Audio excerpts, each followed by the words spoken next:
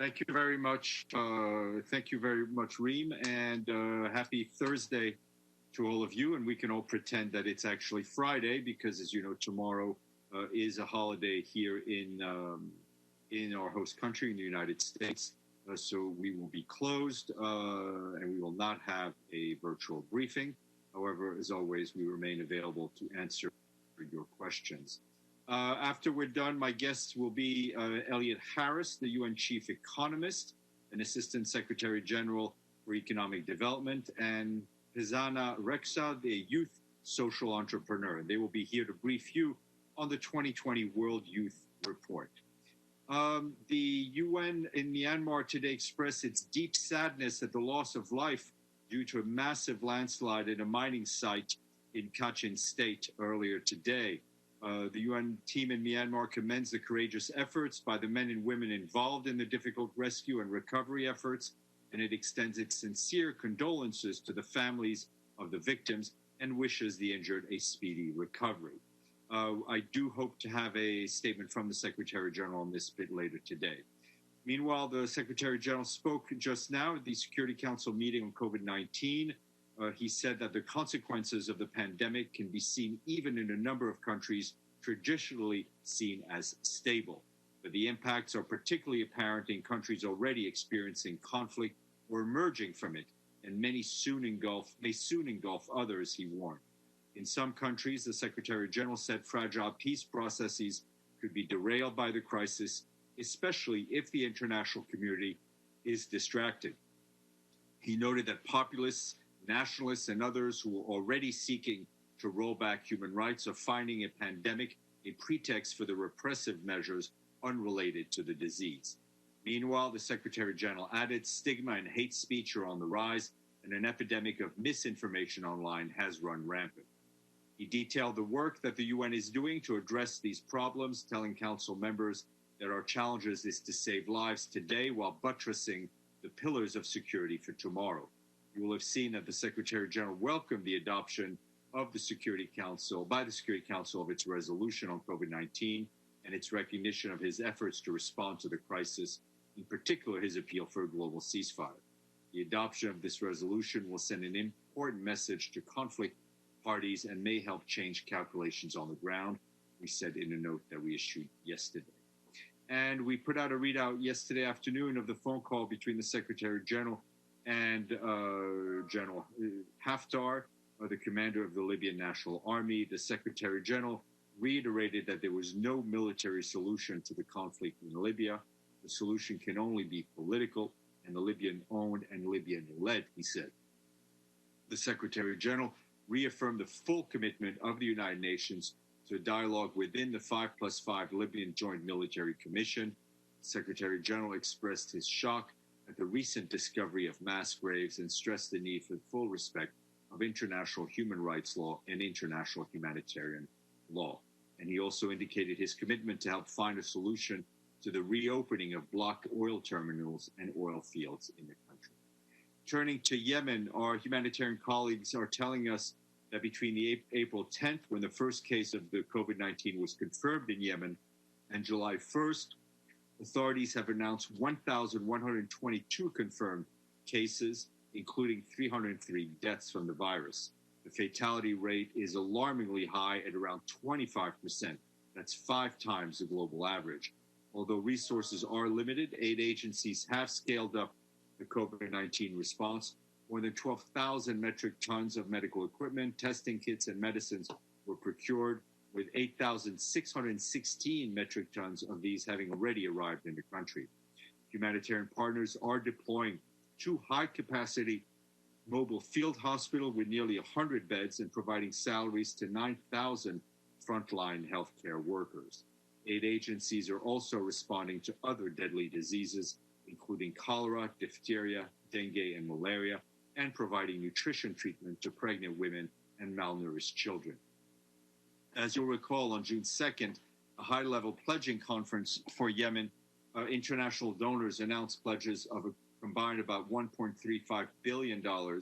That's less than the $2.41 billion needed to cover essential humanitarian activities in the last 6 months of this year. This leaves a gap of more than $1 billion, with only $558 million provided so far. The aid operation is on the brink of collapse unless donors fulfill their pledges immediately, and those who have not pledged, pledge now. And in Afghanistan, with the prospect of peace talks starting this month between the Afghan government and the Taliban negotiators, the UN assistance mission in the country urged parties to redouble efforts at protecting civilians from harm.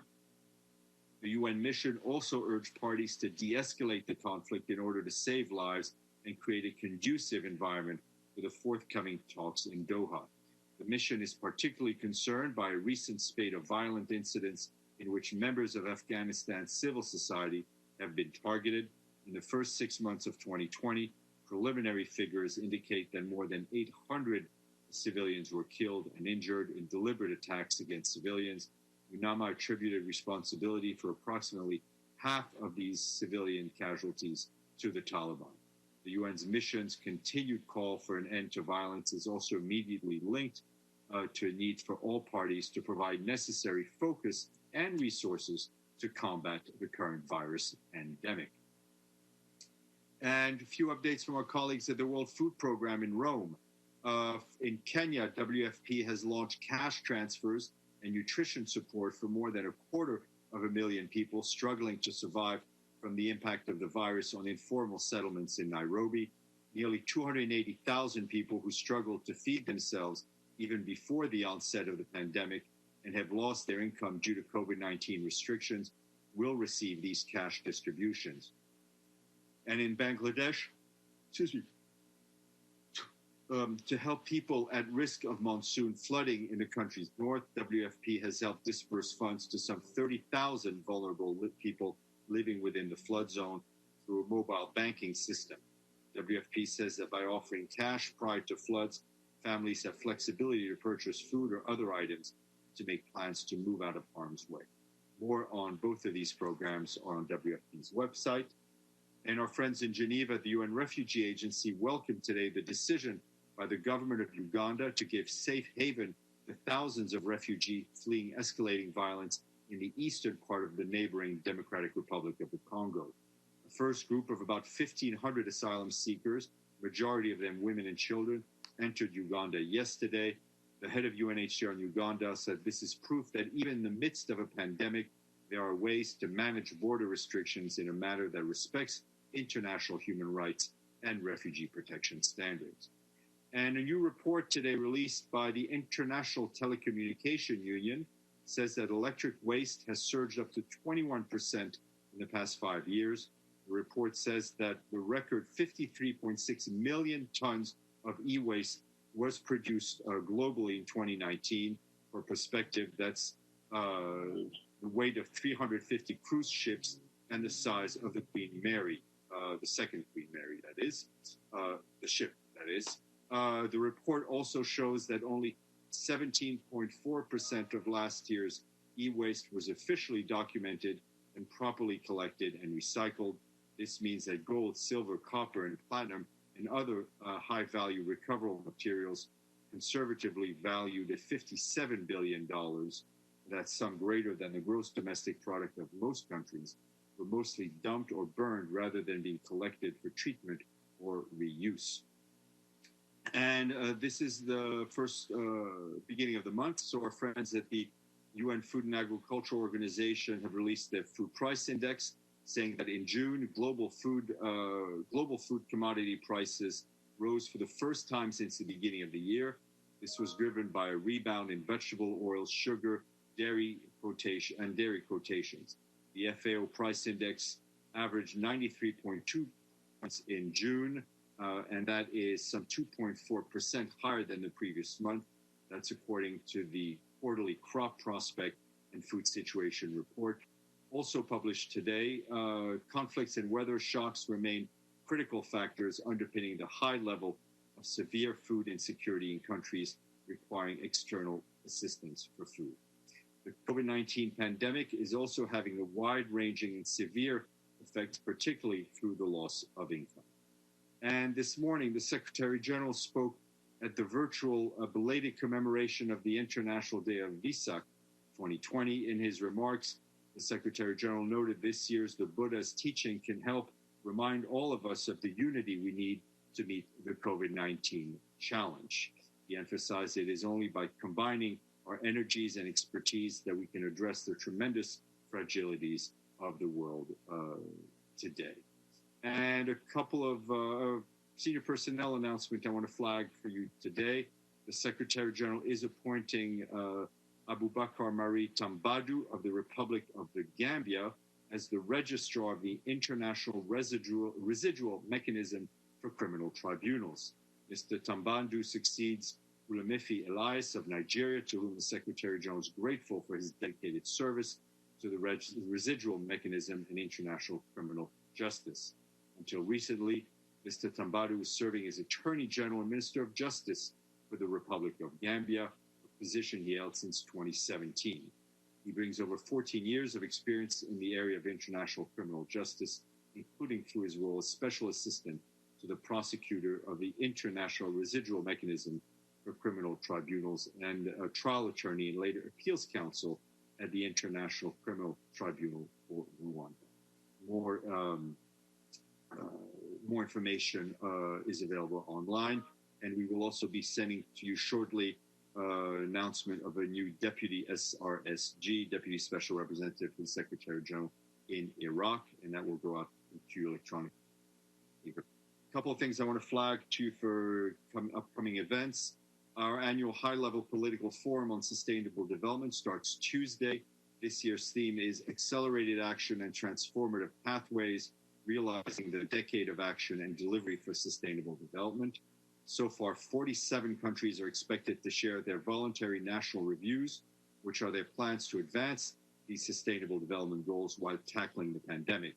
On Monday, member states of the Economic and Social Council will meet to hear the analysis and recommendations from the UN entities and the Council's expert bodies on the impact of COVID-19 on the SDGs and how to recover better and fairer. Then on the opening day, this year's Sustainable Development Goals report will be released. The report shows that the pandemic has reversed decades of progress, especially for the most vulnerable among us. And at the end of the forum on July 17th, there'll be a high-level conversation on kind of multilateralism today to respond to global crises such as COVID-19. More information available online. And on Monday, I will have two guests at the briefing. The first will be Inger Anderson, the Executive Director of the UN Environment Program, and she'll be accompanied by Jimmy Smith, the Director General of the International Livestock Research Institute.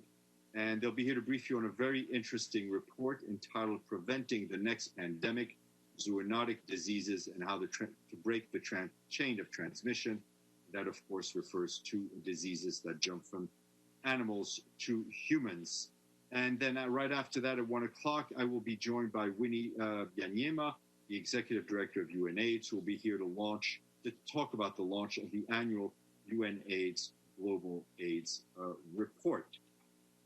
Okay, a lot of words from me. Let's see if we can get some questions from you. Edie, we'll go to Edie, and then we'll go to James. So go ahead.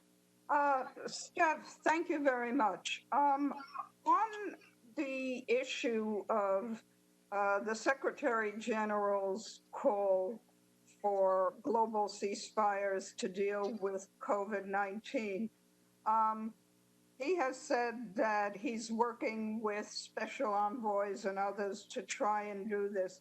Can we get an update on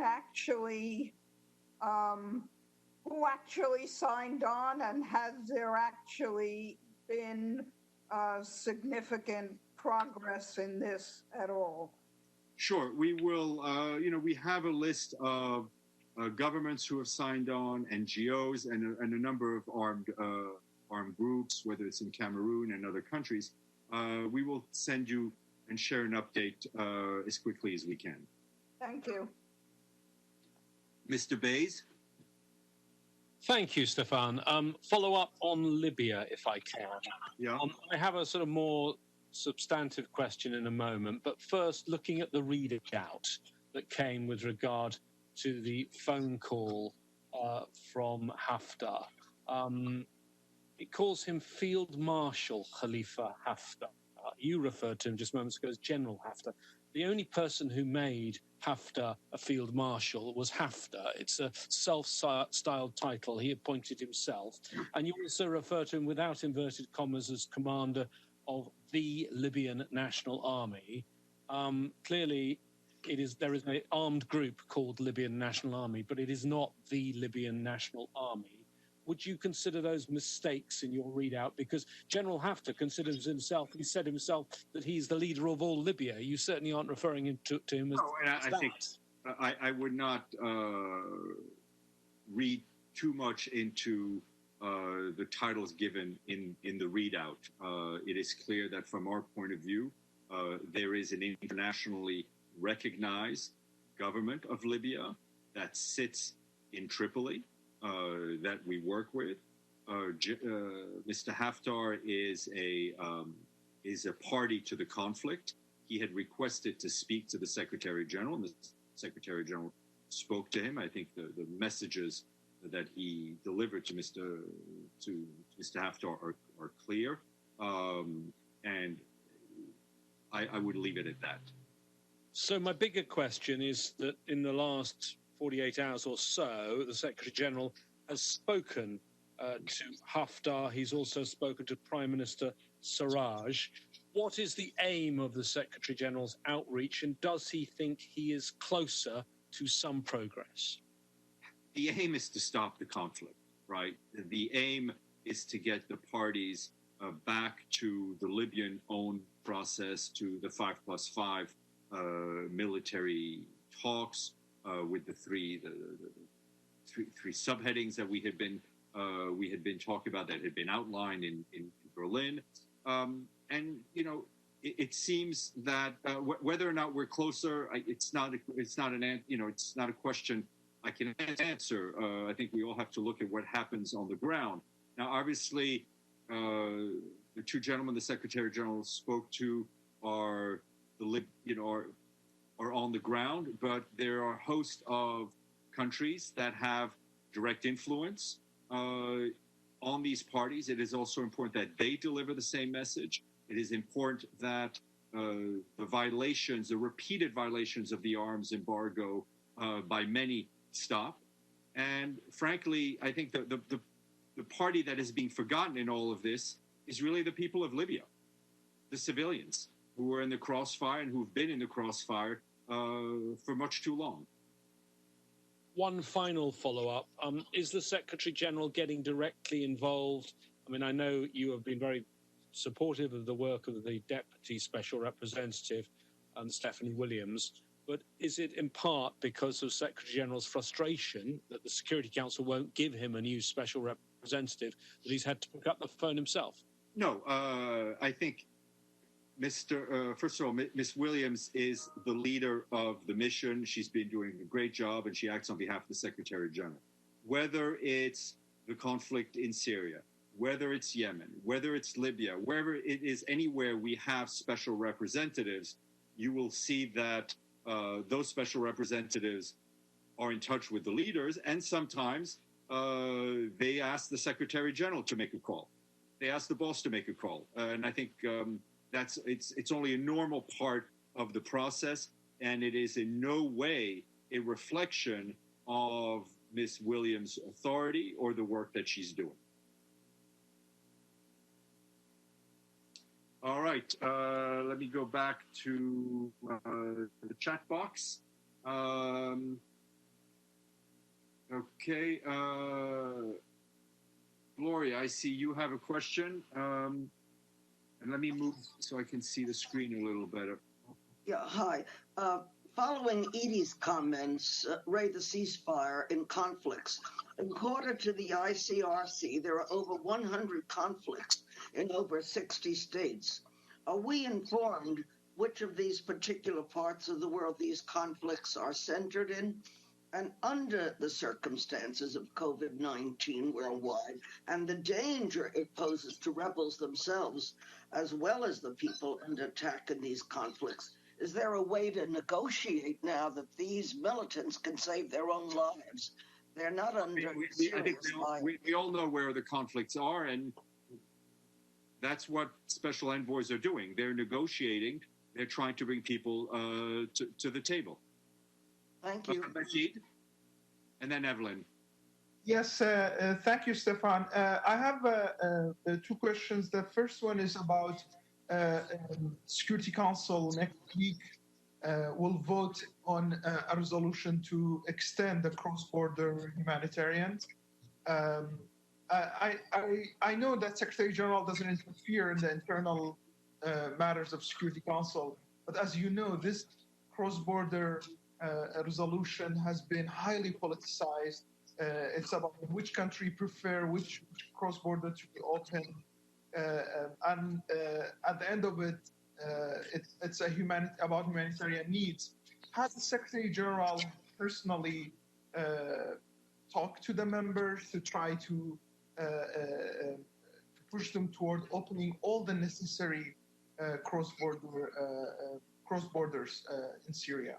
I think we have been very public, whether it's the Secretary General, whether it's Mr. Lowcock and others, that a sustained, large-scale cross-border response will continue to be necessary to meet the enormous humanitarian needs of the people in northeast Syria. I mean, that's clear, and that's what we've been saying. And so, obviously, this has come up in conversations and in exchanges between the Secretary General, members of the Council, Mr. Lowcock, and members of the Council. But as you say, ultimately, the Security Council is the one to give us that authority. It is, and we will act and follow whatever authority they give us. But I think we have been extremely clear, publicly and privately, on the needs. And I have another question. It's on the situation in Iraq. Yesterday, Iraq moved military to the border with Turkey. And according to the Iraqi officials, it's to stop Turkey from advancing further. This is turning into a very tense situation. And last week, Secretary General addressed directly any message to Turkey or Iraq about their what about to become is a potential conflict. Do you have anything new? We would not want to see any moves that would escalate the situation, and it is very important, and we've always been very supportive of the territorial integrity of Iraq. And since we're on Iraq, if you'll allow me, Majid, that I just want to say that the Secretary General today is announcing the appointment of Irena Voshkova-Solorano of Germany as the new Deputy Special Representative in Iraq and Resident Coordinator. She will also serve as Humanitarian Coordinator, and she succeeds Marta Ruedas of Spain, who retired after a long and distinguished career at the UN, and we thank her for her service. I'm very grateful for her service. And the biography of the new Deputy SRSG has been sent out. Evelyn. Hello, Steph. You mentioned Myanmar and UN actions there. Do you have anything on fighting that was supposed to have resumed or maybe never ended in the Rohingya areas? No, I don't have anything for you on any updates on Myanmar at this point. And add to what I've said. Right, and also Al Jazeera had a story of the Saudi coalition doing a bit of bombing in Yemen, hitting some civilians, of course. Anything on that? No, I don't have an update from the ground. I think I was very clear in highlighting the tremendous humanitarian needs and the huge gap between the needs and the funding. I mean, I think the numbers are really terrifying, and the real risk that humanitarian operations will have to be curtailed. And again, the Yemeni people will be the ones to suffer. Mr. Griffiths is continuing his work. He was in Oman, where he met with the foreign minister, and he's now back in Jordan. Iftikhar, Edie tells me that you have your hand up. Thank you. Thank you, Edie, for noticing that. See, I have a very simple question regarding the upcoming talks in Doha between Afghan Taliban and between the Afghan government and the Taliban. Will there be a UN presence at these talks and to monitor these negotiations? The UN is not a party to these talks, so but we are being kept fully briefed and updated as to what is going on in the talks. Thank you. Okay. Anybody else? If you have a question in the chat, or wave your hand so Edie can see you, and then she can tell me that somebody wants to ask the question. I don't see. Okay. Well, listen, reminder, no briefing mañana. And we will see you all Monday. Enjoy the weekend. Be safe. Wear a mask. And don't see too many people.